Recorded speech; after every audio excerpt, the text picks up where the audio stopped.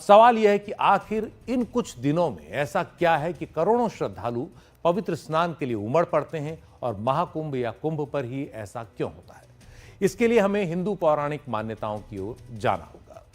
सबसे पहले तो ये जान ले कि कुंभ मेला भारत में 4 जगहों पर होता है। हर 12 साल पर प्रयागराज में संगम तट, हरिद्वार में गंगा तट, नासिक में गोदावरी नदी के तट और उज्जैन में शिप्रा नदी के तट पर कुंभ का आयोजन होता है।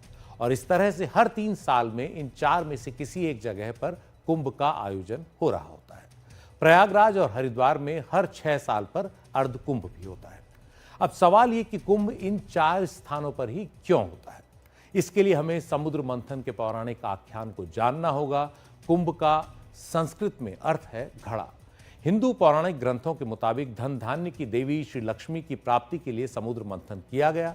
महर्षि दुर्वासा के एक श्राप के कारण देवताओं के राजा इंद्र का धन धान्य ऐश्वर्य समाप्त हो चुका था।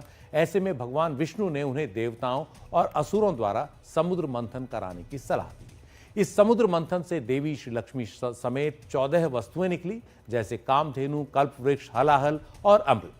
जैसे ही अमृत निकला, उसे पाने के लिए देवताओं और असुरों में होड़ मच गई। इंद्र का बेटा जयंत असुरों से बचाकर अमृत कुंभ को ले भागा। जयंत की इस यात्रा के दौरान 4 जगहों पर कुंभ से अमृत छलक गया। ये हैं प्रयागराज, हरिद्वार, नासिक और उज्जैन। और तब से ही मान्यता है कि इन 4 जगहों पर कुंभ मेले का आयोजन इस कारण किया जाता है। और जिन जगहों पर नदियों में अमृत की बूंदें गिरी, वहां सूर्य, चंद्र और बृहस्पति के विशेष राशियों में आने के दौरान कुंभ का स्नान किया जाता है। यहां इन मौकों पर स्नान को पापों से मुक्ति और पुण्य की प्राप्ति के तौर पर देखा जाता है। मेले भारत की हजारों वर्ष की आध्यात्मिक यात्रा के साथ साथ चलते रहे हैं, लेकिन कुंभ मेला कब शुरू हुआ, इसका ठीक अनुमान नहीं है।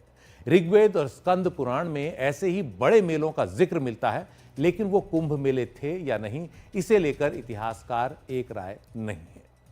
इतिहास में कुंभ मेले का पहला वर्णन जो है, सबसे पहले करीब 1400 साल पूर्व मिलता है। चीनी यात्री वेनसांग की किताब शी यू की में कुंभ मेले का पहला लिखित प्रमाण मिला। वेनसांग 630 से 645 ईस्वी में भारत आए थे। तब राजा हर्षवर्धन का दौर था।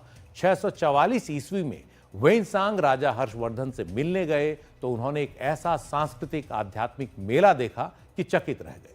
तब प्रयागराज में त्रिवेणी के संगम पर श्रद्धालुओं का मेला चल रहा था। हालांकि कई इतिहासकार मानते हैं कि वो माघ मेला था। जो भी हो, इस मेले में वेनसांग को भारत के लोगों, उनकी मान्यताओं, उनकी संस्कृति को करीब से देखने समझने का एक और बड़ा मौका मिला। वेनसांग के अनुमान के मुताबिक उस कुंभ में करीब 5 लाख श्रद्धालु आए थे, जिनमें कई राजा और उनके परिवार भी शामिल थे। राजा हर्षवर्धन अपनी दानशीलता के लिए प्रसिद्ध थे। कुंभ के दौरान खुलकर धन संपदा दान कर गरीबों को दिया करते थे। उसी परंपरा को आगे बढ़ाने के लिए इस बार के महाकुंभ में कई दान केंद्र स्थापित किए गए हैं, जहां श्रद्धालु समाज के हाशिए पर रह रहे लोगों के हित में दान कर सकते हैं। कहा जाता है कि इसके बाद 8वीं सदी में महान हिंदू दार्शनिक आदि शंकराचार्य ने 4 स्थानों पर कुंभ मेले के आयोजन को औपचारिक रूप प्रदान किया। उनकी कोशिश रही कि ऐसे बड़े मेले दार्शनिक चर्चा और विचार विमर्श का केंद्र बने। कुछ इतिहासकार कुंभ मेले को 12वीं सदी के भक्ति आंदोलन से भी जोड़कर देखते हैं। आजादी से पहले ब्रिटिश रिकॉर्ड्स में प्रयाग के कुंभ मेले का पहला जिक्र 1868 में मिलता है, जिसमें श्रद्धालुओं की संख्या को देखते हुए साफ सफाई के इंतजामों की जरूरत का जिक्र किया गया।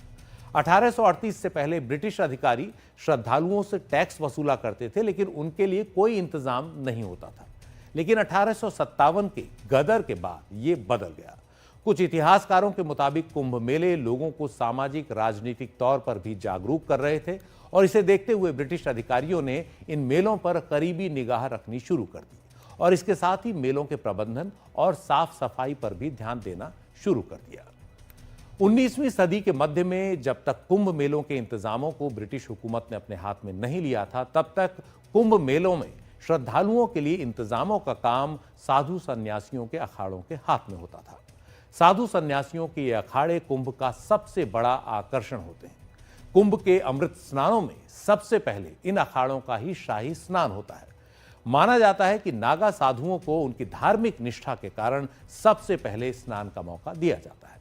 पूरे राजसी ठाट बाट के साथ हाथी, घोड़ों और रथों पर सवार अखाड़ों के साधु शाही स्नान के लिए आते हैं और उन्हें देखने के लिए करोड़ों श्रद्धालु मौजूद रहते हैं। यह भी माना जाता है कि पुराने दौर में राजा महाराजा साधु संतों के साथ भव्य जुलूस में स्नान के लिए निकलते थे। शाही स्नान उसे कहा गया। साधु सन्यासियों के शाही स्नान को देखने, उनका आशीर्वाद लेने के लिए करोड़ों श्रद्धालु कुंभ में पहुंचते हैं और आज की रात भी पहुंचे हुए हैं।